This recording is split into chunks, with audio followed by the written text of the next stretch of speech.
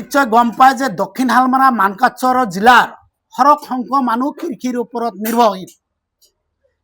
আৰু এই সময় হৈছে আমাৰ পাচলি খেতি কৰাৰ সময়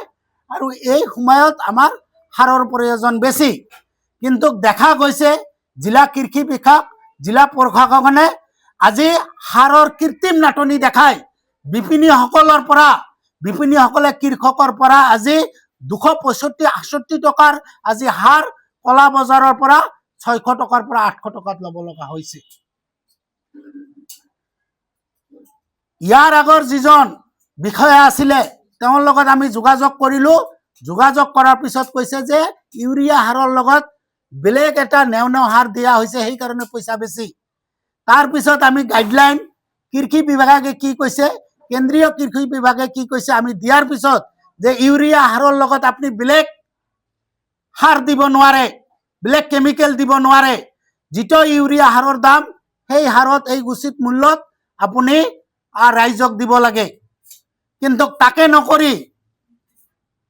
দেখা গৈছে তেওঁলোকে কৃত্ৰিম নাটনি দেখাই আজি কৃষকৰ পৰা 500 টকাৰ পৰা 800 টকা লৈ আছে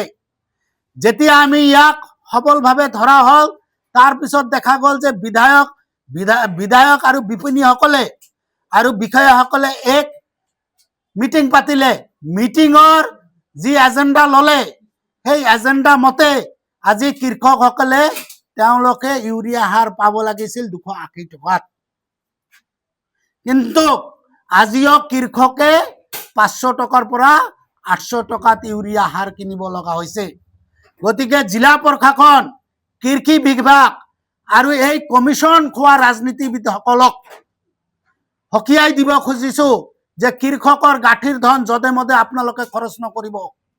কৃষকসকলে যি দামত ইউৰিয়া সাৰ পাব লাগে সেই দামতে যদি আপোনালোকে দিব নহলে আপোনালোকৰ বিপক্ষে আমি আইনী ব্যৱস্থা লব কাৰণে বাধ্য হম আজি জিলা কৃষি বিভাগে কিয় বিপণীসকলক সাসপেন্ড কৰা নাই তেওঁৰ লাইসেন্স কিয় ৰদ কৰা নাই তেওঁলোকে নিজে গম পায় যে আজি ইউৰিয়া সাৰ বেছি দামত বিক্ৰী হৈ আছে কলা বজাৰত বিক্ৰী হৈ আছে অসাধু বেপাৰীয়ে বিক্ৰী কৰি আছে গতিকে ৰাইজৰ দলে কৃষি বিভাগ আৰু ইয়াৰ লগত আনুষংগিক যিবিলাক মানুহ আছে তেওঁলোকক স্পষ্ট কৰি কব খুজিছো কালিৰ পৰা যদি উচিত মূল্যত ইউৰিয়া সাৰ কৃষকে নাপায়